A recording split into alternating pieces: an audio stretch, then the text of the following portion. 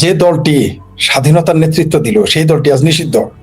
এটা যেমন এই তথাকথিত ইউনূস সরকারের এনজিও গ্রাম আদম ব্যাপারীর সরকারের যেমন জুলুম ছিল, কোনো সন্দেহ নাই, তেমনি এটা আওয়ামী লীগের জন্য ব্যর্থতা। কারণ আওয়ামী লীগ এত বড় একটা দল, তাকে নিষিদ্ধ করার সাহস কিভাবে পায়?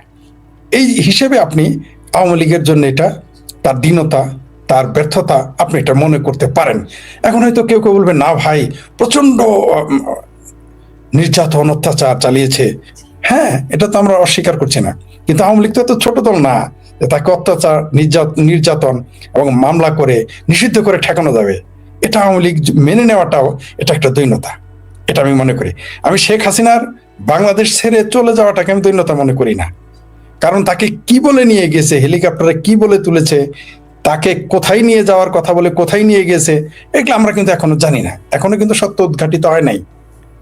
কিন্তু একটা দল যখন নিষিদ্ধ হয়ে গেছে, প্রতিবাদ প্রতিরোধ আমরা যেরকম হওয়ার কথা সেরকম কিন্তু দেখি নাই। কারণ বাংলাদেশ আওয়ামী লীগ এশিয়া মহাদেশের প্রাচীন একটি দল এবং শক্তিশালী একটি দল। ছাত্রলীগ আরো পুরাতন, আরো শক্তিশালী দল। পিতা সন্তানকে জন্ম দেয়, ছাত্রলীগের বেলায় কিন্তু ইতিহাস ভিন্ন, আমরা সবাই জানি যে ছাত্রলীগ আওয়ামী লীগকে জন্ম দিয়েছে এবং এই ছাত্রলীগ আওয়ামী লীগ দুটোই আজকে নিষিদ্ধ। এটা অবশ্য হুমায়ুন আজাদের কথায় মিলে গেছে। ডক্টর হুমায়ুন আজাদ স্যার বলেছিলেন যে এই স্বাধীন বাংলাদেশে একদিন মুক্তিযোদ্ধাদের বিচার করবে পাকিস্তান ভাঙার দায়। তার কথাটা সত্য হয়ে গেছে। তার এই কথাটা তিনি যখন লিখেছিলেন, তিনি জীবিত ছিলেন। এই কথাটাকে কেন গুরুত্ব দেওয়া হয় নাই, কেন চর্চা করা হয় নাই, এটার দায় আমাদের সকলের, যারা মুক্তিযুদ্ধের পক্ষের। হয়তো আমরা তখন ভেবেছিলাম ডক্টর, ইভেন আমিও এটা প্রতিভা, আমি কিন্তু স্যারের সব কথা, আমি ডক্টর হুমায়ুন আজাদ স্যারের সব লেখার কথার বলার আমি অন্ধভক্ত ছিলাম। এই কথাটা আমি প্রতিবাদ করেছিলাম, স্যার এটা কি সম্ভব? তিনি হেসে এড়িয়ে গিয়েছিলেন, বলেছিলেন যে সময় কথা বলবে, এই ধরনের কিছু, আমার মনে পড়তেছে না কি বলেছিলেন। সম্ভবত তিনি তখন বলেছিলেন যে দেখতে পারবা, এরকম কিছু বলেছিলেন আমাদের। আমি এই কথা প্রতিবাদ করি, কিন্তু আজকে দেখেন একেবারে হুবহু মিলে গেছে। তো এটা আবার আওয়ামী লীগের দৈন্যতা। আপনি যে কথাটা আমাকে বললেন, অবশ্যই এটা দৈন্যতা। কারণ একটা নির্যাতন নিপীড়ন করলে একটা রাজনৈতিক দল চুপচাপ থাকবে, চুপচাপ থাকাটাও তাদের দৈন্যতার মধ্যে আসে। আর আপনি যেটা বললেন, বর্তমান যেটা করতেছে বিএনপি, কোথাও খুলে দিচ্ছে অফিস, কোথাও আগুন জ্বালাচ্ছে, দুটোই করতেছে। আমি বলতে চাই যে যদি বিএনপির শুভবুদ্ধির উদয় হয়, তাহলে অবশ্যই আওয়ামী লীগের উপরে, ছাত্রলীগের উপরে নিষেধাজ্ঞাটা প্রত্যাহার করবে। আর আমার মনে হয় এই মুহূর্তে আন্দোলন করার চাইতে আওয়ামী লীগের, আমার ব্যক্তিগত মত, এই মুহূর্তে একটা মামলা করা উচিত, রিট করা উচিত যে আওয়ামী লীগ নিষিদ্ধ কি কারণে। কারণ এটা নির্বাহী আদেশের নিষিদ্ধতা, এটা টিকে না। আপনারাও যেটুকু জানেন আইন, আমিও যেটুকু বুঝি, আমি আইনের ছাত্র না, আইনের শিক্ষক না, কিন্তু যতটুকু আইন বুঝি, নির্বাহী আদেশের কোনো আদেশ নিষেধ কোনোটাই মানুষ মানতে বাধ্য নয়। কারণ এটা হাইকোর্ট বা সুপ্রিম কোর্ট এগুলো অ্যালাউ করবে না, এবং গণতন্ত্রে বাংলাদেশের সংবিধান এটাকে স্বীকৃতি দেয় না। আপনি কোনোভাবেই বাংলাদেশ আওয়ামী লীগ তো দূরের কথা, আপনি ছাত্র দল, বিএনপিকে আপনি নিষিদ্ধ করতে পারেন না, জাতীয় পার্টিকে আপনি নিষিদ্ধ করতে পারবেন না, সংবিধান অনুযায়ী কোনো আইনে আপনি পারবেন না। তাই আমি মনে করি তাদের এখন আইনের আশ্রয় নেওয়া উচিত। আর বাংলাদেশে এই মুহূর্তে যে নতুন সরকার এসেছে, যে একেবারেই এই ৩-৪ দিন হয়ে গেল যে সরকার, বিএনপির সরকার, তাদের উচিত হবে এই ব্যাপারে আইনকে তার নির্দিষ্ট গতিতে চলতে দেওয়া। যদি তারা বাধা দেয় এবং এই নিষিদ্ধতাকে ওইভাবেই রেখে দেওয়ার চেষ্টা, মানে আমি বলছি না যে আইন প্রয়োগ করবে, আইনের ব্যাপারে বিএনপি যদি সরকারিভাবে এখানে প্রভাব খাটানোর চেষ্টা করে, তাহলে এটা বুমেরাং হয়ে যাবে। এটা তার জন্য ক্ষতি হবে, দেশের জন্য ক্ষতি হবে। গণতন্ত্রের যে যাত্রা, গণতন্ত্রের যে প্রক্রিয়া, গণতন্ত্রের যে চর্চা, সেটা ভুল দিকে প্রবাহিত হবে, এবং এটার খেসারত একসময় বিএনপিকেও দিতে হতে পারে। জি ফরিদ ভাই, ওই যে ইউনূস সরকারের সময়ের যে অ্যাটর্নি জেনারেল আসাদুজ্জামান সাহেব, তিনি বর্তমানে বাংলাদেশের আইনমন্ত্রী। যখন আওয়ামী লীগকে নিষিদ্ধ করার জন্য এরকম একটা দরখাস্ত নিয়ে গিয়েছিল ওনার কাছে, উনি কিন্তু ভেটো দিয়েছিলেন। উনি প্রতিবাদ করেছিলেন যে না, আওয়ামী লীগকে নিষিদ্ধ করা যাবে না, এটা তখন তিনি বলেছিলেন। আপনার কাছে প্রশ্ন, এই যে এখন তো তিনি পাওয়ারে আছেন, আর তখন যে ভুলটা হয়েছে, বিএনপিও বলেছে আমরা কোনো দলকে নিষিদ্ধ চাই না, তারপরে এটা হয়েছে, আপনার কি মনে হয় বিএনপি খুব শীঘ্রই আওয়ামী লীগের উপর থেকে নিষেধাজ্ঞাটা তুলে নিবে? হ্যাঁ, এটা আমি মনে করি। মানে বিএনপি নিবে না, আইন অনুযায়ী নিবে। বিএনপি তো কোনো দল নিষিদ্ধ করতে পারে না, খুলেও মানে কোনো দলকে আপনি আপনি এমনি আদালতের বাইরে আপনি কিছু বলতে পারেন না, প্রভাব খাটাতে পারেন না, সেটা না হোক বা হ্যাঁ হোক, নিষিদ্ধ হোক বা খুলে দেওয়া হোক, আপনি প্রভাব, কিন্তু তাকে আইনকে নির্দিষ্ট গতিতে চলতে দিতে হবে, সেটা আমি বলেছি। আমার মনে হয় বিএনপি এই শুভবুদ্ধির উদয় হবে, এটা বিএনপির স্বার্থে, গণতন্ত্রের স্বার্থে, বাংলাদেশের স্বার্থে। অবশ্যই আমার মনে হয় বিএনপি এটা মেনে নেবে এবং উঠিয়ে নেবে বিএনপি। আর যদি না নেয় তাহলে বিএনপি মস্ত বড় একটা ভুল করবে, এবং এই ভুলের খেসারত সবাইকে দিতে হবে, তাদেরকেও দিতে হবে, গণতন্ত্রকেও দিতে হবে, আমাদের দেশকেও দিতে হবে বলে আমি মনে করি, এবং খুব শীঘ্রই এটা করা উচিত। আমার মনে হয় এই মুহূর্তে আওয়ামী লীগের পক্ষ থেকে কাউকে না কাউকে, বা কেউ, আমি আমি যদি এই মুহূর্তে আত্মগোপনে না থাকতাম, হয়তো আমি আদালতে যেতাম রিট করার জন্য কোনো উকিলের মাধ্যমে, হয়তো করতাম, বা যে কেউ করতে পারে বাংলাদেশের নাগরিক হিসেবে। আর এটা মূলত সম্ভবত এটা আইনগত ব্যাপার আছে, তো আওয়ামী লীগের সদস্য হইতে হবে, আওয়ামী লীগের সদস্যই কেবল এটা করতে পারবে মামলা। তাদেরকে কেউ না কেউ, নেতা কর্মী সদস্য, তারা যে কেউ এটা আদালতে যেতে পারে, এবং আমার মনে হয় বিএনপি এটাকে স্বাভাবিকভাবে নিবে, এবং অবশ্যই বাংলাদেশ আওয়ামী লীগ, ছাত্রলীগ, তাদের ছাত্র সংগঠনের কার্যক্রম এবং বাংলাদেশ আওয়ামী লীগের রাজনৈতিক কার্যক্রম চলার সকল সুযোগ সুবিধা তারা স্বাভাবিকভাবে সেটা করতে দিবে বলে আমি বিশ্বাস করি। ফরিদ ভাই, খুব চাঞ্চল্যকর একটা ম্যাটার গতকালকেই এটা আমরা শুনেছি, সেটা হচ্ছে সড়ক পরিবহন ও যোগাযোগ মন্ত্রী শেখ রবিউল আলম, তিনি বলেছেন সড়কে বিভিন্ন পরিবহন থেকে সমঝোতার ভিত্তিতে টাকা নেওয়া হলে সেটা চাঁদা নয়, বরং টাকা দিতে বাধ্য করা হলে চাঁদা।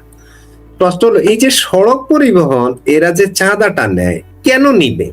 এটা কি রাষ্ট্রের প্রয়োজনে নেয় নাকি পরিবহন শ্রমিকদের প্রয়োজনে নেয়?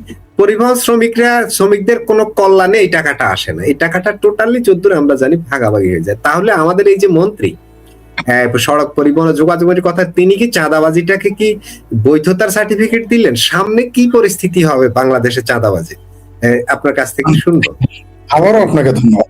একটু আগেই কিন্তু আমাদের ভূঁইয়া সাহেব চমৎকার একটা কথা বলেছেন যে একটু সময় দেন না। এই যে সময় দিলে কি লাভ হয়, দেখেন 4 দিন যায় নাই, একজন পরিবহন মন্ত্রী, সড়ক ও পরিবহন সেতু মন্ত্রী এমন একটা ভুল বক্তব্য দিয়েছেন, এটা কিন্তু তার সরকারকে বিপদে ফেলে দিবে। সেই জন্য সম্ভবত আমাদের রফিকুল ইসলাম ভূঁইয়া সাহেব বলেছেন একটু সময় দেন। তাই আওয়ামী লীগের একটু নীরব থাকা উচিত, কারণ সরকারে যখন যাবে বিরোধী দলের কোনো ভুল নাই, এটা সবসময় মনে রাখবেন। আওয়ামী লীগ যাই করুক, সে ভুল করুক শুদ্ধ করুক, তার কোনো ভুল নাই, কিন্তু সরকারে যখন আপনি থাকবেন তখন কিন্তু আপনাকে প্রত্যেকটা কাজের কথার হিসাব দিতে হবে। ডক্টর ইউনূসের বিষয় ছিল আলাদা, তিনি ছিলেন আমেরিকান 4 দেশের নাগরিক, তার বউ 1 দেশের নাগরিক, বাচ্চারা আরেক দেশের নাগরিক, তার শ্বশুর বাড়ি একটা হলো রাশিয়া, আরেকটা হলো ভারত, কোনো সমস্যা নেই, তার বিষয় আলাদা।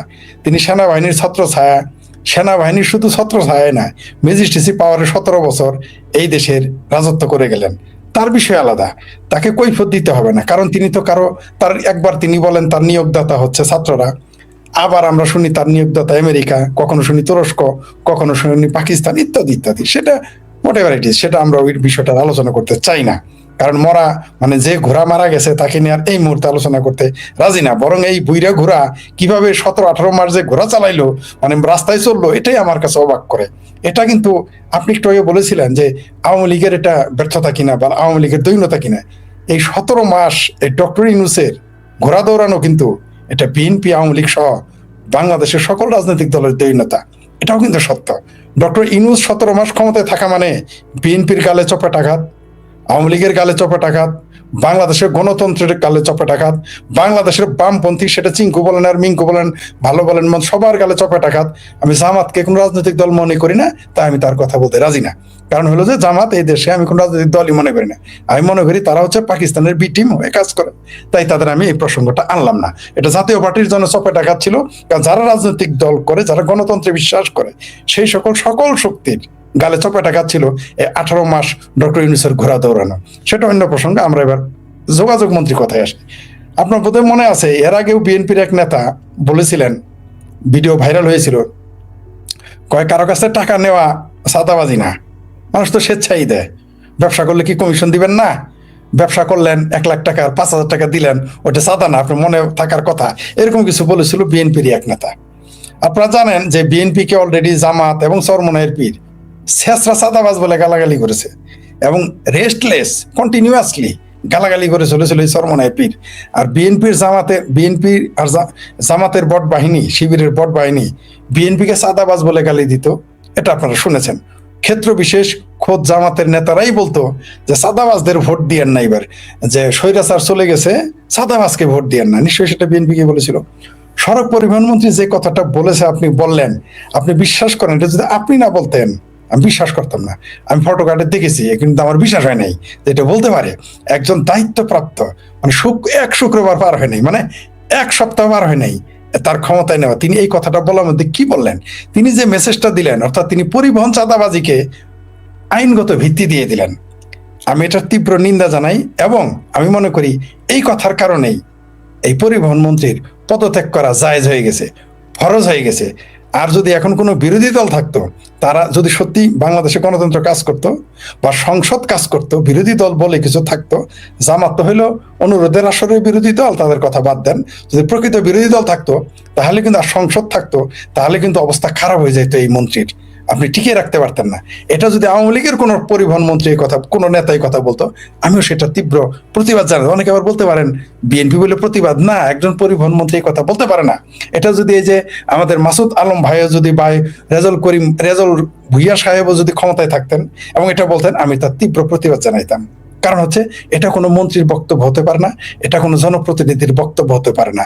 কারণ এই ঘটনার কারণে উনি হয়তো খালের কথা বলছেন, এই খালের ভিতর দিয়ে এখন সমুদ্র বানায় ফেলবে তার বাহিনীরা। মূলত এই পরিবহন চাঁদাবাজ এটা একটা নির্দিষ্ট কয়েকটা মানুষের ভাগে যায়। আমরা জানি যে পরিবহন চাঁদা যারা ক্ষমতায় থাকে তাদের ভাগে চলে যায়, কিঞ্চিত চলে যায় প্রশাসনের কাছে, কিঞ্চিত, কিন্তু বেশিরভাগ, সিংহভাগ 90%ই নেতা, যারা যারা নেতা থাকেন, যে দল তখন সরকারে থাকেন, তারা এগুলো নিয়ে নেন।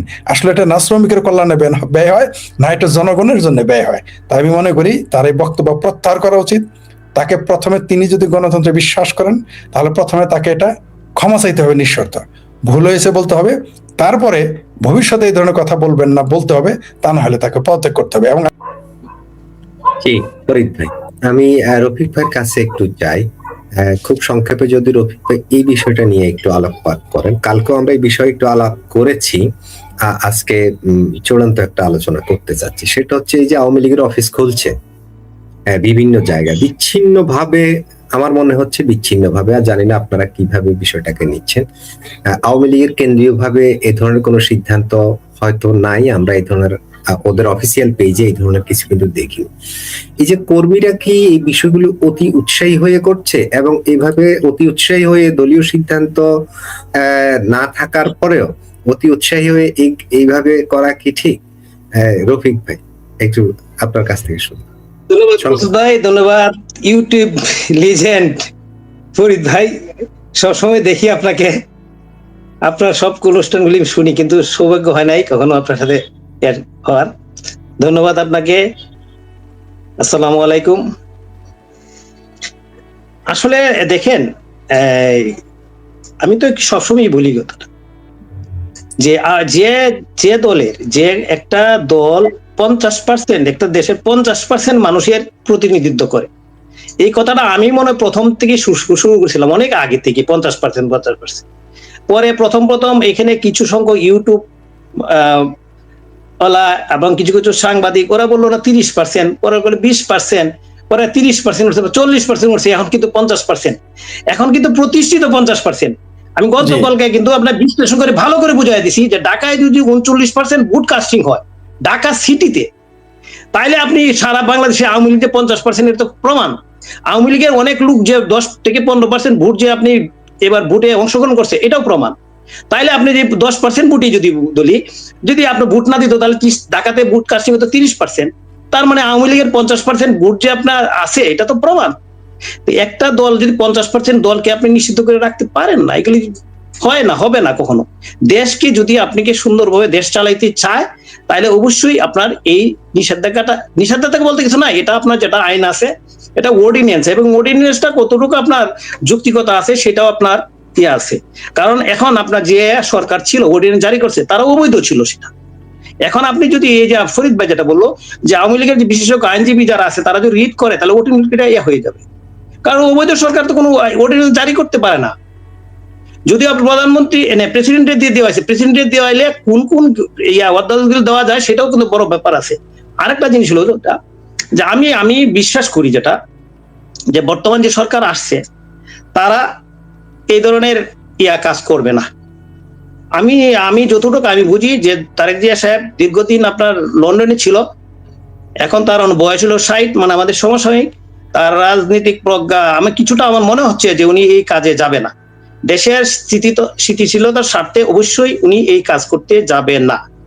আর যেটা বলছেন আপনি এই যে আওয়ামী লীগের অতি উৎসাহী, দেখেন এত পাগল হওয়ার তো কিছু নাই ভাই। মানুষ তো হারায় যাচ্ছে না। বিএনপি 17 বছর আপনি এই দেশে আপনার ক্ষমতায় ছিল না, এখন আপনি আজকে কালকে ক্ষমতা আসতে চাচ্ছেন, তাহলে তো হবে না ভাই। দেশকে একটি শান্তি দিতে দেন। আপনার 18 মাসে দেশকে তো আপনার ধ্বংস করে হয়ে গেছে। আপনার অর্থনীতি বলেন, সামাজিকতা বলেন, আপনার আইন শৃঙ্খলা বলেন, সবকিছু ধ্বংস করে হয়ে গেছে। এখন এই ভদ্রলোক আইসা আপনার ক্ষমতায় নিচে উনি, আমরা দেখি উনি কতটুকু দিকে আগায়। তাদেরকে সুযোগ দিতে হবে তো ভাই। সুযোগ না দিয়ে এখন যদি আপনার বিচ্ছিন্নভাবে যে এখানে অফিস উদ্বোধন করে, ওখানে অফিস উদ্বোধন করে, এখানে আর বিশৃঙ্খল হয়, মারামারি হয়, তাহলে আওয়ামী লীগের উপরে দোষ চাপবে। আমি তো চাইনি আওয়ামী লীগের উপরে কোনো দোষ চাপুক। আপনি দেখেন আপনার এই যে উপদেষ্টারা, বিভিন্ন উপদেষ্টা ইলেকশনে আগে বলছে যে ইলেকশনে কোনো যদি গন্ডগোল হয় পুরোটা আওয়ামী লীগের উপরে চাপবে। তার মানে আওয়ামী লীগের আগেই তারা দোষী বানাইছে। এটা নিয়ে আমরা আলোচনা করছি। তারা কোনো না কোনো বিভিন্ন ধরতে ছিল যে আওয়ামী লীগ একটু গন্ডগোল যদি হইতো তাহলে আওয়ামী লীগের উপর দিত। আপনি ইতিপূর্বে যেতগুলি ঘটনা ঘটছে, সচিবালয়ে আগুন দিছে, আপনার ইয়াতে হলো আপনার এয়ারপোর্টে আগুন লাগছে, এরপরে ওই সচিবালয়ে আনসাররা আন্দোলন করছে, সবই আওয়ামী লীগ করছে। আপনার হাদিরে মারে ফেলছে, সবই আওয়ামী লীগ করছে। হয়ারও আজ এগুলির কোনো অস্তিত্বই নাই। তো এখানে এখন যদি এরকম কিছু ঘটনা ঘটানো হয় তাহলে এটা আওয়ামী লীগের উপর দোষ চাবে। আমি চাই না যে আপনার দেশে একটা গন্ডগোল হোক আর আওয়ামী লীগের একটা দুর্নাম হাসুক। আমি চাই আওয়ামী লীগ সুশৃঙ্খল ভাবে আওয়ামী লীগের জনগণই নিয়ে আসবে। যে এখন 50% আওয়ামী লীগ, কেন আওয়ামী লীগ সাপোর্টার? আওয়ামী লীগ যখন পতন হয়েছিল এই সময় আওয়ামী লীগের সাপোর্টার 20% ছিল না, 20% ছিল না। আমরা লোকাল এরিয়াতে থাকি, মানুষের আমরা মন বুঝি, মানুষ অনেকটা বিরক্ত ছিল আওয়ামী লীগের বিভিন্ন আওয়ামী লীগের কর্মকাণ্ড, আওয়ামী লীগের কিছু কিছু নেতৃত্বের কারণে, এলাকা ভিত্তিক কিছু নেতা ছিল তাদের মানে আচরণের কারণে মানুষ ক্ষুব্ধ ছিল। আজ দেখেন এই আওয়ামী লীগের আপনার এই পতন হওয়ার পরে এই দীর্ঘ 18 মাসে আওয়ামী লীগের সাপোর্ট হলো 50%।